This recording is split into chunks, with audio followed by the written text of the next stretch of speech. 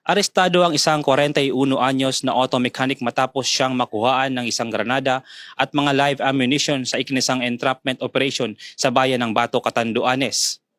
Pinangunahan ng operasyon ng mga tauhan ng Bato Municipal Police Station kasama ang Provincial Intelligence Unit ng Catanduanes at sa pakikipagtulungan na rin ng Catanduanes Provincial Explosives and Canine Unit o PECU.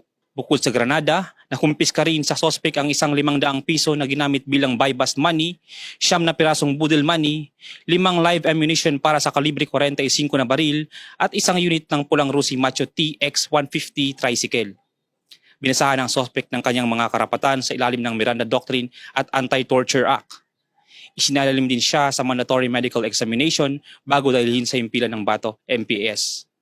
Sa kasalukuyan, nahaharap ang sospek sa mga kasong paglabag sa Section 1 ng Republic Act 9516 o Illegal Possession and Sale of Explosives at Article 5, Section 28 ng Republic Act 10591 o Comprehensive Firearms and Ammunition Regulation Act. Ang Bato Municipal Police Station ay nananawagan sa lahat ng mga mamamayan na may kaalaman o may hawak ng loose firearms o hindi lisensyadong baril, mga bala o anumang uri ng pampasabog na makipag-ugnayan o makipagtulungan sa inyong kapulisan sa pamamagitan ng voluntaryong pagsuko ng mga ito.